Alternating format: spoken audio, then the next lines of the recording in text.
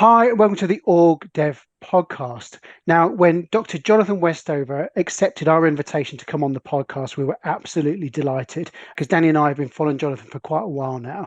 So he joins us from Orem in Utah in the US and probably describes himself best as a scholar practitioner, which is a really nice blend of being an academic and also being out in the field and creating meaningful and significant change in organizations across the globe. He's a 4 times best-selling and award-winning author, and his books include The Future Leader and Leading for Transformation. And in the show notes, you'll find links to all of his books. He's also a prolific podcaster, and this is how I found him, is through the Human Capital Innovations podcast, which is just a really generous collection of interviews with practitioners across a whole range of different subjects, and also solo podcasts that he runs as well, where he does deep dives into some really interesting subjects. But that's not even a quarter of what John actually does. So he's also professor of and chair of the organizational leadership and change in the Woodbury School of Business. He's also academic director of the Centre for Social Impact. He's the senior director of the Academic Service Learning and faculty fellow for ethics in public life. And ethics is something that John holds in really high regard.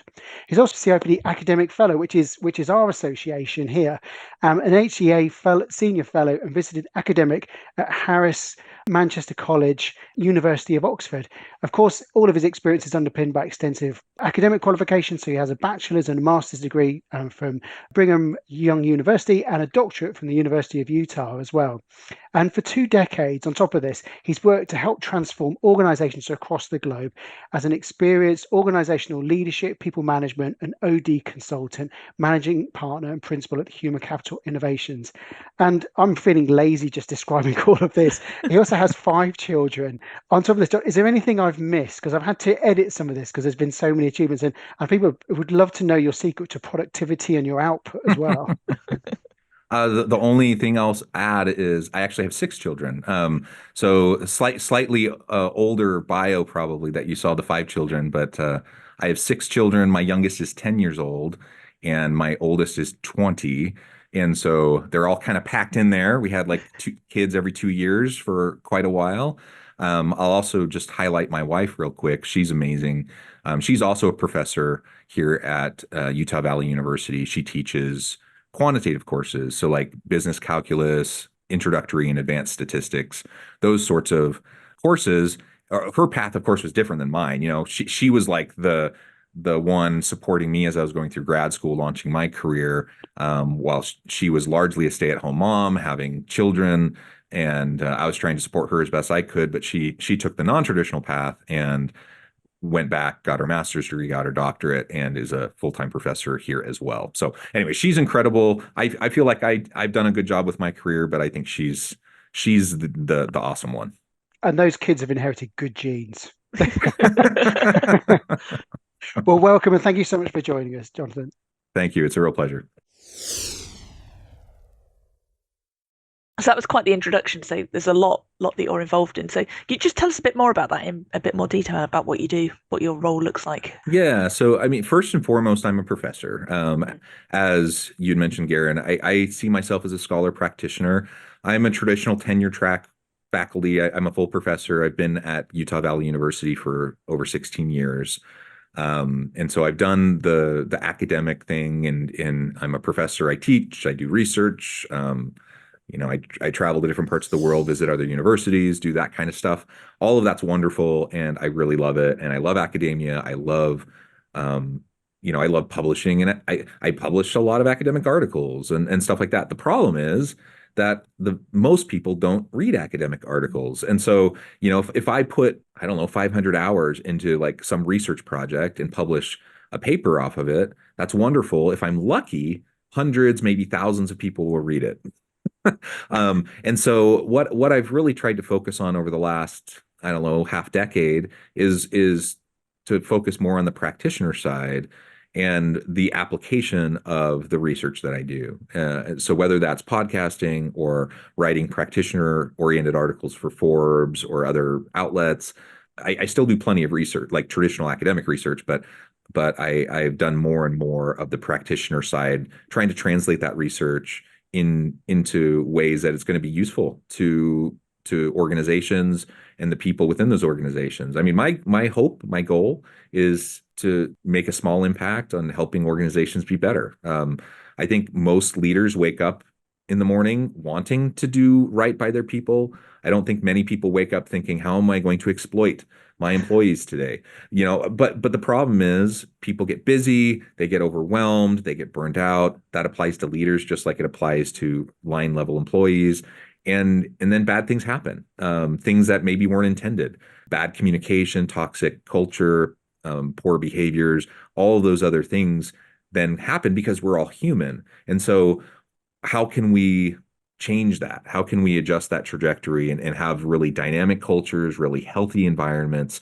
That's what I want to see within organizations. And I'm just trying to do my small part in bringing that forward. Oh, yeah, so important. And I think so many people get thrust into that leader role, don't they, without any any training or understanding of what it really entails. They're kind of in it before they realize what they've got themselves into. Yeah. Okay. I know when I was listening back to a podcast you did, and you said you come from an organization sociology background. How does that shape your practice and your OD practice and your view of the world? Yeah. Well, so on that front, I'm a business professor. I have been for over 16 years. And I actually don't have a business degree. So I did my bachelor's in sociology. I did a master's in public administration. And then I did a master's and a PhD in organizational sociology. That was a very conscious choice. That when I was going on for various degrees, I knew I wanted to focus in those areas. In all aspects, I always focused on people dynamics, organizational dynamics. And so I think all that translates well over to the research that I do, the teaching that I do, the consulting that I do. But it does mean I bring a bit of a different lens, right, to I think a lot of those types of issues and contexts. I'm not the only one, but I'm one of maybe a handful out of maybe 120 plus full-time faculty in the School of Business here at the university that doesn't have a business degree. Everyone else has more traditional business PhDs or whatever, and I can think of a couple others that have like maybe a psychology degree or something that's kind of adjacent, and that's what I see. My PhD in sociology being not only, of course, did I do my coursework in research around organizational sociology and work in organizations, but I got the broader sociological spectrum of course offerings and those sorts of things. So I don't know. I think I tend to view the world differently. I kind of have a different worldview and mindset than a lot of people who are in the business school. And I think ultimately that's a healthy thing because diversity is healthy and diversity of thought's healthy. So it's not to say that my mode of thinking is better, but I think if you have a bunch of people around the table, you're going to have more creative ideation and generation of possible solutions when you have people that do come from different backgrounds. One of the things that was mentioned in kind of my introduction was my work with the social impact world. I oversee all the social impact academic programming on this campus, and I do a good amount of social impact consulting as well. And that's something I feel very, very strongly about. But that also is a different lens. Like one way to bring about social impact is through social entrepreneurship, which is a really great pathway to do that.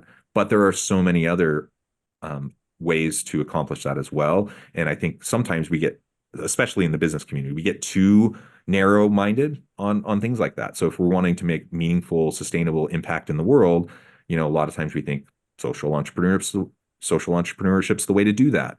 It is a way to do that, but it's not the only way to do that. And oftentimes it's not the best way to do that. So I don't know, this is a long-winded response, but all of that kind of feeds into how I tend to approach the work that I do.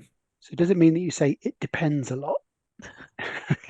Yes, it always depends. That's the thing. And it's one of kind of my bias. So when I'm teaching students or working with a client, there aren't easy answers to most challenges.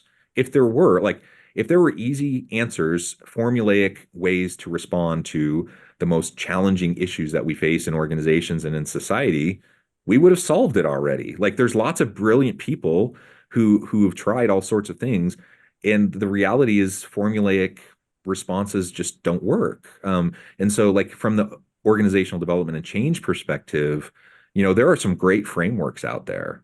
I love ProSci, for example, really great organization, does great stuff for org change. But we don't want to get dogmatic, right? With the types of tools that we're using, the types of frameworks that we're using, because as a OD consultant, I could go into, like here in Utah, we have something called Silicon Slopes. It's kind of our version of Silicon Valley. So we have a pretty hot tech hub in the US here, just up the road from me, 10 minutes. Let's say I'm working with 3 different tech companies. Let's say they're the same industry, same general size, same kind of growth trajectory. Like we can check a bunch of boxes saying these organizations are very, very similar, right? The tendency of a lot of people, leaders, consultants, whatever, is to look at that and say, oh, well, I've done this in this organization. It worked. So now I'm just going to replicate it over here. The problem is that almost never works. Why? Because it depends, because context matters, because every situation, no matter how similar on the surface it may seem, there's always deeper uncovered issues that are influencing the dynamics within that organization. So you always have to take a fresh look at the organization, no matter how similar it may seem on the surface to other organizations you've worked with. Whether you're a leader, a consultant, or whatever, and that's where I think a lot of people get in a trap. They get caught up in kind of their dogma of like a particular model, framework, a particular tool. They think this is the answer. This is the cure-all. And I'm sorry, it just isn't. I at least I've never found one. I've never found something that's the cure-all that's going to fix the problems that are ailing us. You have to tackle each problem anew, and it's hard because it takes work, it takes time, it takes resources, and people are resistant to change, et cetera, et cetera. All that makes it challenging. But if you want to have meaningful, long-lasting, sustainable change, I don't think there's any alternative. And you bring this wonderfully rigorous academic approach to the corporate world or the different sectors that you work in as well.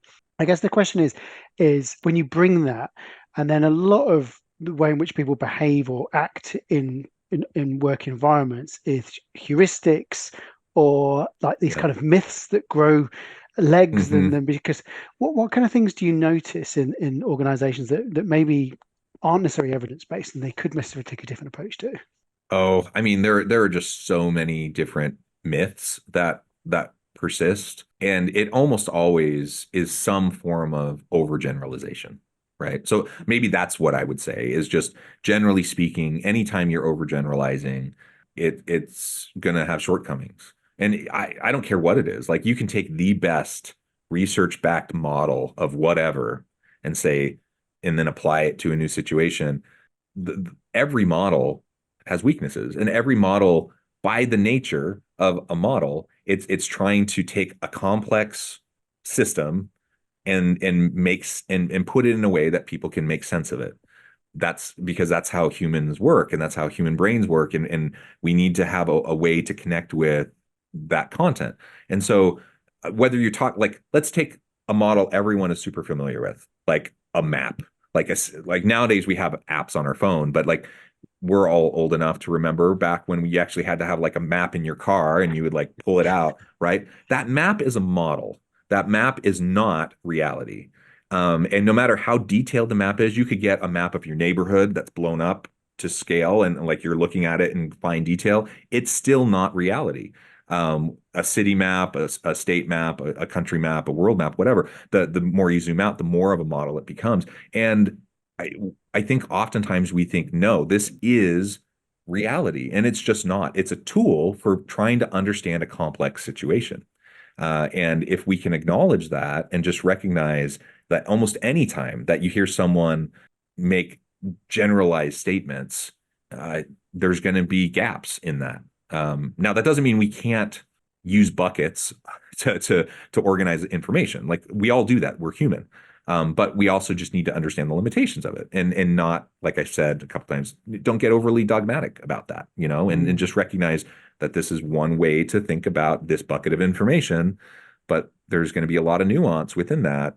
If we look at people, for example, we have all of these different types of groupings of people.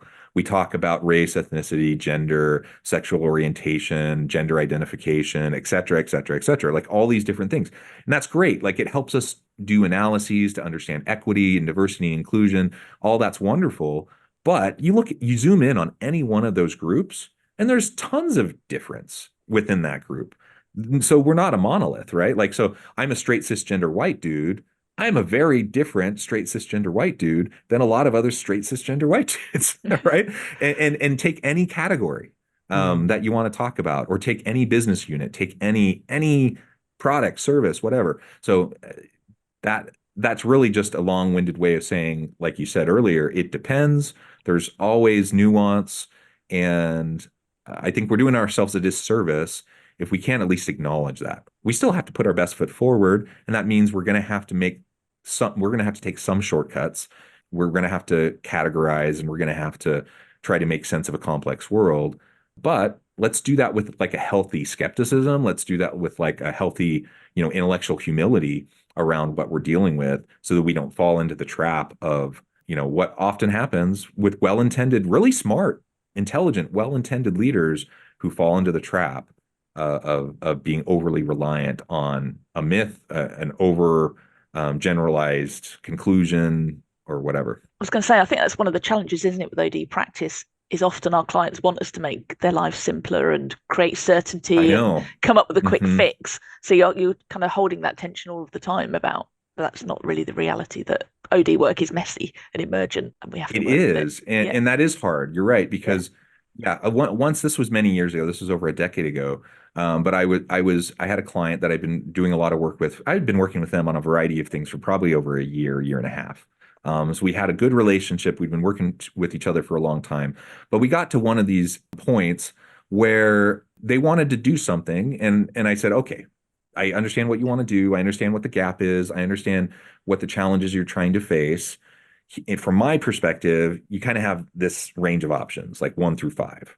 5 being like the most rigorous, like if I was going to publish in an academic journal, this is what you'd have to do, all the way down to like number 1, which is just like the super quick and dirty, survey or whatever, right?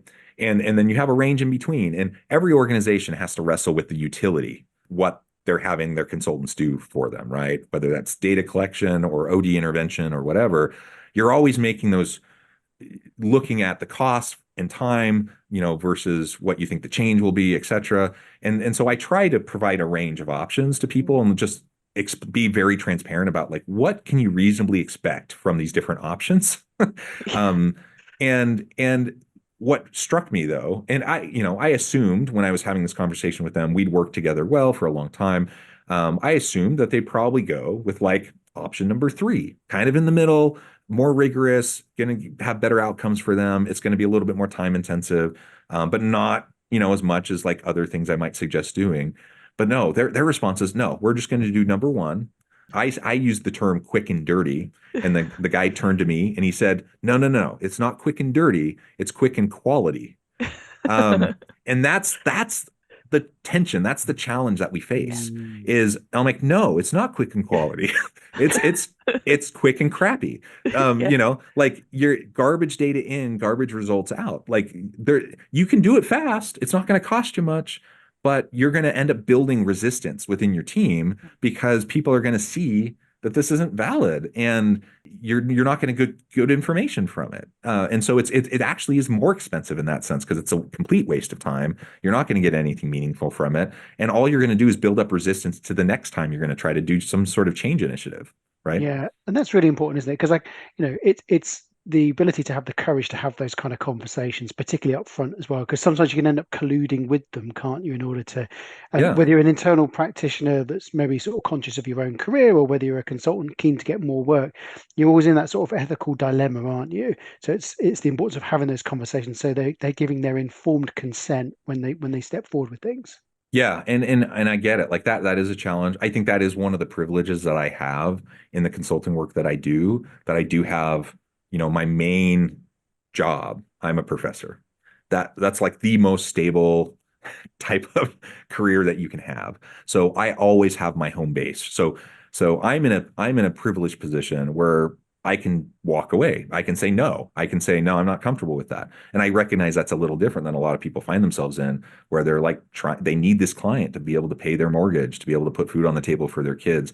I've been fortunate to never be in that kind of a situation. But I recognize it. I acknowledge that tension, and it's hard for people.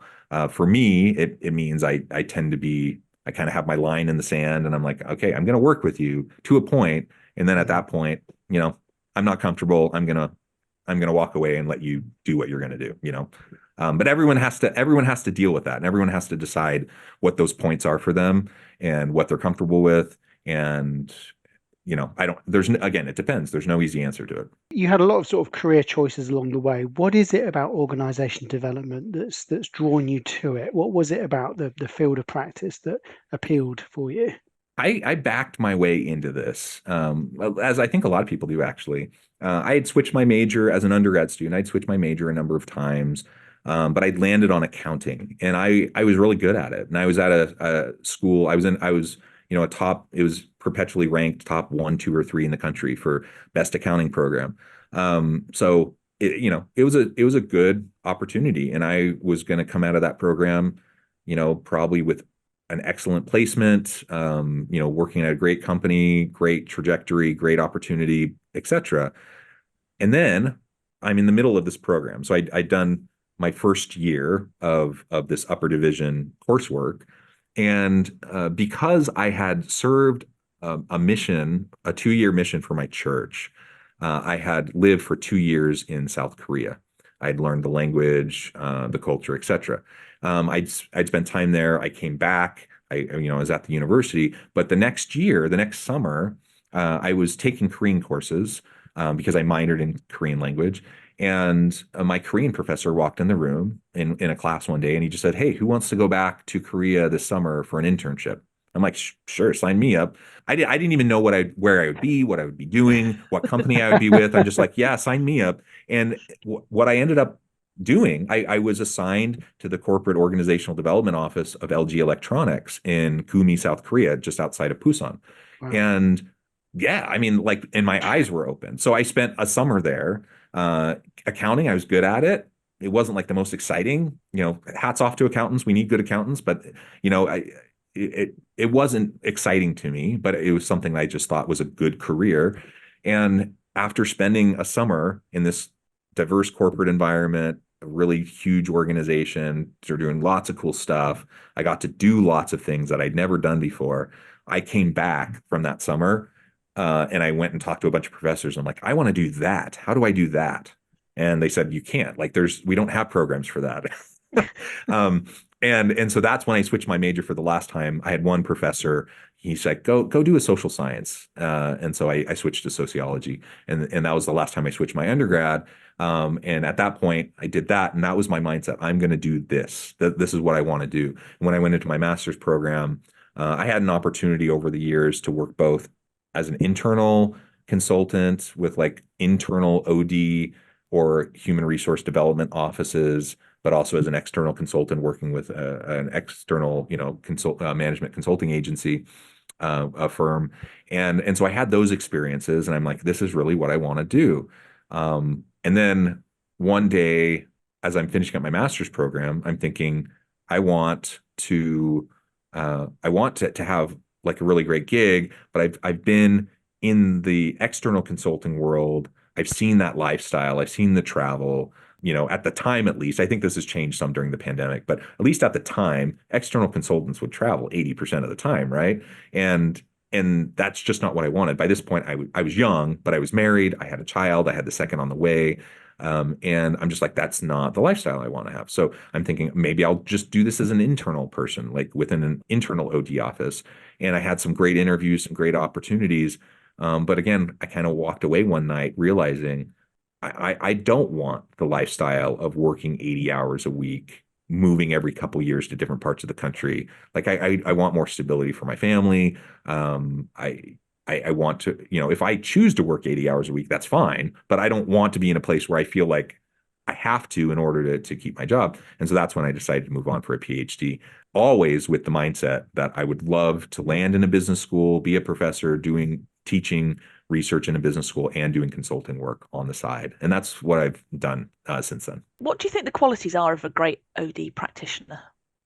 Curiosity, intellectual humility. You have to, I mean, basic things like you got to be good at time management, project management, client relations. All of those types of things are just necessary skill sets to be successful. But there's lots of people that are good project managers or time managers that aren't good OD consultants. So like they're obviously you have to have the knowledge and the skills around OD and change and understanding those dynamics. But for me personally, I found as I work with students who are preparing for this as a field, whether it's myself personally, that curiosity and humility, like it's just too easy to get too caught up in yourself and get arrogant about like what you think and what how you're going to go fix everything. My purpose, as I said at the beginning, like I want to make an impact. I want to help organizations, but I also know it's not about me, and it's not like I have the magic bullet, and I'm not going to swoop in, with my Superman cape and like fix everything for everybody. Like the only way, and this is actually something I pull in from my social impact work, the only way you can have meaningful change, whether it's within organization or within communities, is by building collaborative, coalitions of people, developing buy-in and getting people on board with what you're trying to do. That means you have to go in, you have to listen hard, you have to pay attention, people have to feel heard, they have to feel valued in the process. And if they don't, it's just not going to work. Like it almost never works unless you create that environment first.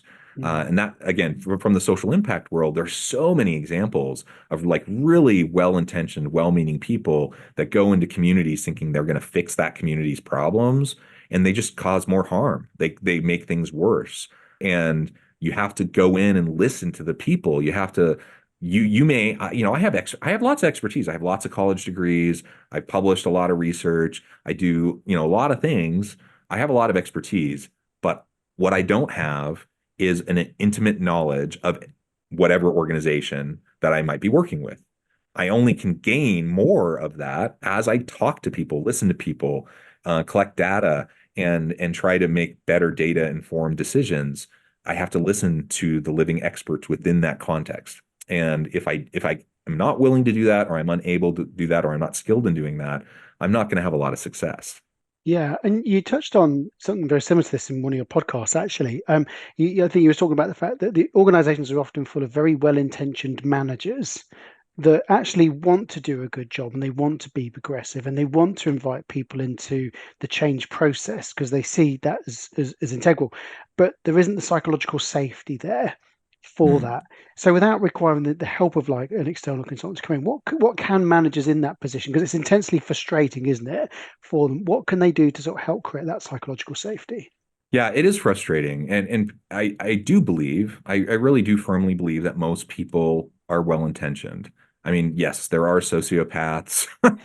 There are people that are just jerk bosses. Like that does exist. But I think the vast majority of people really just are doing the best they know how. They're usually thrust into positions that they weren't prepared for. Usually they had some sort of technical expertise or functional expertise. So they're promoted, and now all of a sudden they find themselves leading people. They have no idea how to do it, right? So I try to come with grace to that kind of a situation and just recognize, people are probably trying to do the best they know how. With that as a starting point, then I think you're able to interact with people in a more productive and healthy way. And toxicity, I think, often comes from well-intentioned people. But that doesn't excuse the behavior, and that doesn't excuse the impact. I'm thinking of one particular executive that I've been working with recently, the nicest person, like just a really warm soul, like just a wonderful person, terrible, terrible leader. and it's very apparent, like causing all sorts of ripple effects, negative problems. Most people on the team feel like this person is toxic, etc. Pulling back the curtain a little bit, like I really do, I believe this person is a genuinely just good, kind-hearted person who's completely in over their head. and so, trying to level set and get people to the point where you can have some open dialogue around the challenges that people are facing, one of the things I found, and you've probably seen this too, is people like to grumble, people like to complain. And so a lot of times people on the team might be feeling toxicity. They might be feeling the lack of psychological safety. They may feel disempowered. They may feel disengaged and demotivated. And the leader doesn't even really know, especially if they're not that good of a people leader, because they don't have maybe the emotional intelligence, or they don't have the connection with their people in the way that they could. And so they're kind of oblivious, and they don't even know that right under their nose, there's all this perceived toxicity or experienced toxicity. And so getting people to be able to feel safe enough to have conversation, to have feedback loops, to just start some open dialogue can make a big difference. It takes time. And especially if you find yourself in an environment of toxicity, building or rebuilding the trust is going to take time. There's no like quick solution to it. You're not going to bring someone in, have a training, and then like a day later, all of a sudden, kumbaya. That's just not the way it works. It will take time. But if I do think, I also think people will often be willing to be generous and supportive and encouraging of their leader, who may be in over their head, who may be overwhelmed, who may be feeling burnout themselves, if they see that they're trying, if they see that they're making efforts to change.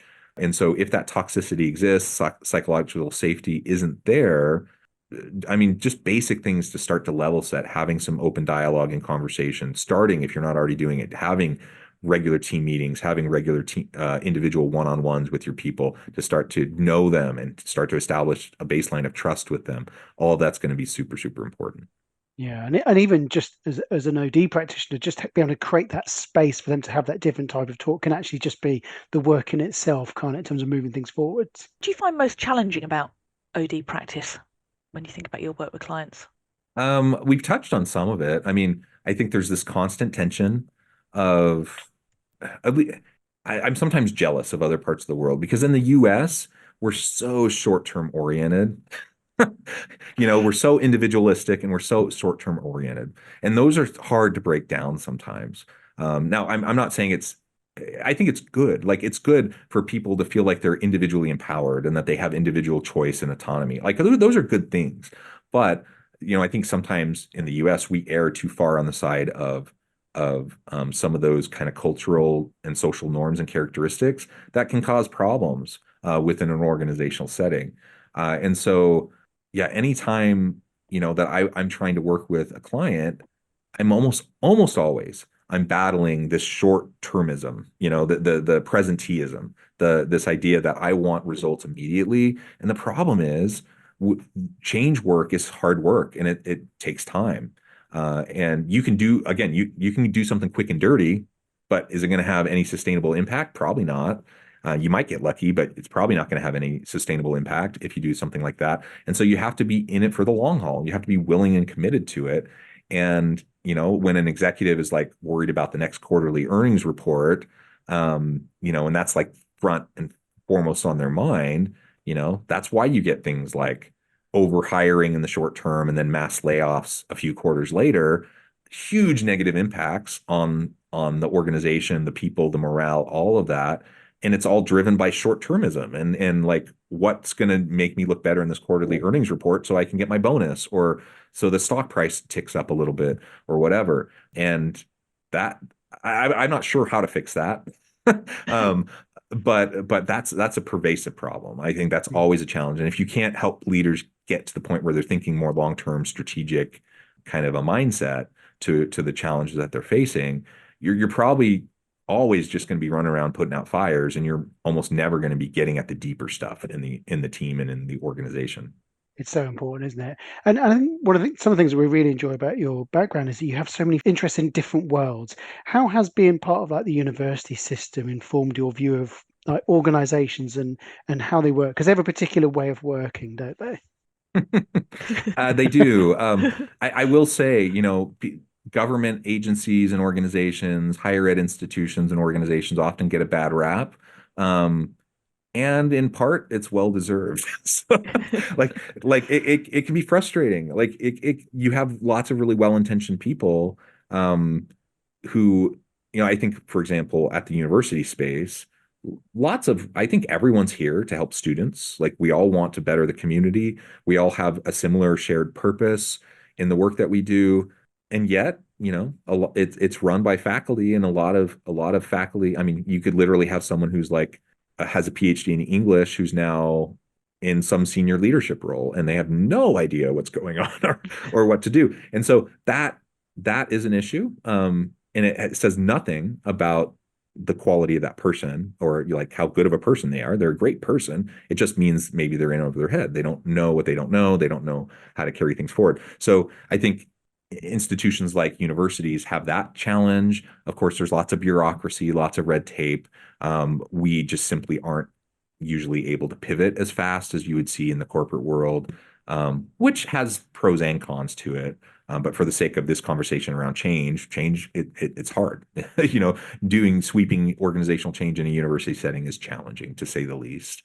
And so it is good in the sense that it gives me a consistent, like I get frustrated with it, but it gives me a consistent reminder of like the levers of change, the resistance to change, and I guess I have day-to-day examples just here at the university of like, oh, that's something like an organization probably shouldn't do. That's something, oh, that's a good thing. Well, this is how we can break down resistance. This is how we can generate buy-in.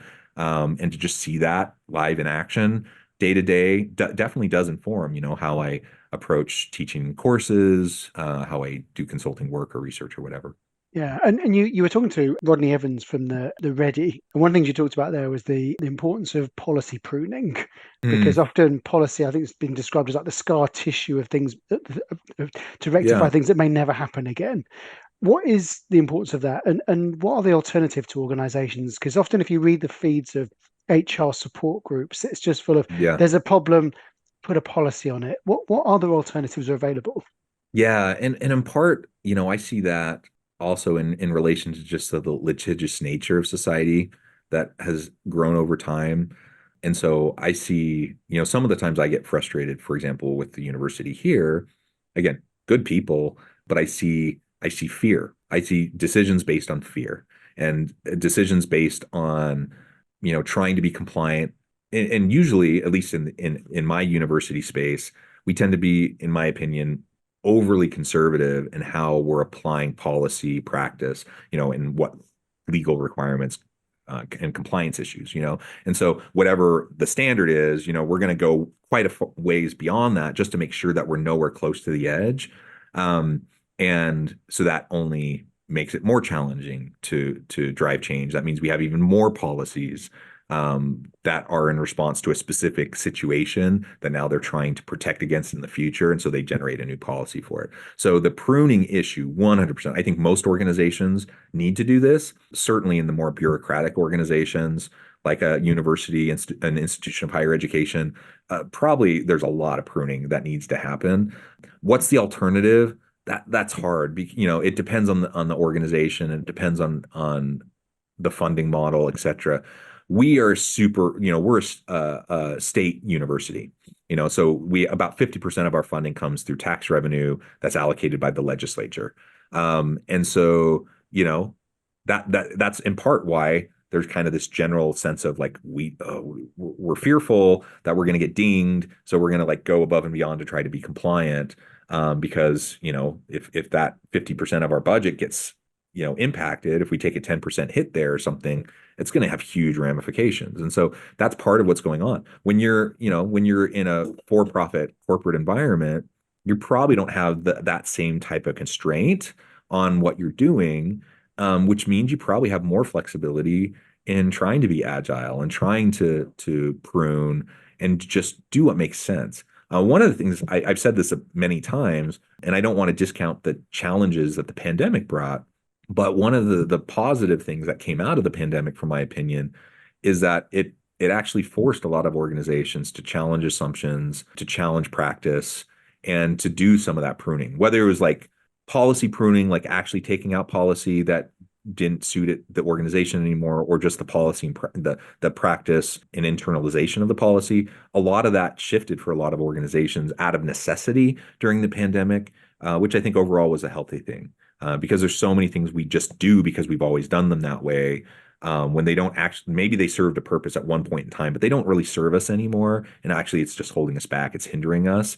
Sometimes that's just cultural norms within an organization. Sometimes it's actually written, codified policy. So whatever it is, though, we have to be very proactive about keeping a handle on what those things are and responding to them as close to in real time as possible so that we don't get just completely overwhelmed and bogged down in red tape and bureaucracy.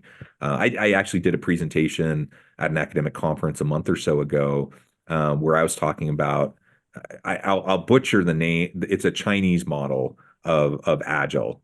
And I'll butcher the name if I try to pronounce it because I do speak Korean. I don't speak Chinese. And anyways, the general gist of it though is it's a slightly different version of agile and kind of flatter organizations. It's all about empowering employees, self-managed work teams, et cetera. A lot of those types of things that we often talk about. And that's not for every organization, but the point of it, of the presentation I did at this conference was like, let's look at some of these principles. Let's look at how they've been applied successfully in a couple different organizational examples. And how can we apply some of those into our organization, even if our organization is larger, more complex, more steeped in bureaucracy? How can we start to unravel some of that so that we do find ourselves in a position where we can be more responsive to the market in real time so that we can, whether it's the next pandemic or the next, chat GPT disruption or the next whatever the next disruption is, that we're in a better position to respond to it. And, bureaucracy exists to maintain the status quo and to keep an organization functioning. That's not a bad thing, but in a volatile, complex, ever-changing environment, the traditional bureaucracy does mean that you're going to have to fight harder to stay relevant as things shift around you. This interview's hurt my head because I keep nodding too much. Yes, all this stuff. In violent agreement. Violent agreement. And so we have time for 3 quick fire questions for you. Is that okay? So we're just going to, Danny, do you want to hit Jonathan with the first one? Yeah. So if you look back at your career, what do you think are the biggest lessons that you've learned so far? An early lesson that I learned, because I've always been, from the time I was a kid, I want to please people. I want to do a good job. I was good in school, I was an achiever. And so I've always been a good individual achiever. And it was after my bachelor's degree, as I was starting my master's degree, I had a wake-up call around how I interact with people and how I interact with teams. And as many people do when you go into a master's degree, a lot of times you're doing a lot of teamwork. You're doing a lot of team projects. And that was the case in the program I was in. And so we had an opportunity to kind of be oriented with our team that we're going to work with for the next 2 years on all these different class projects.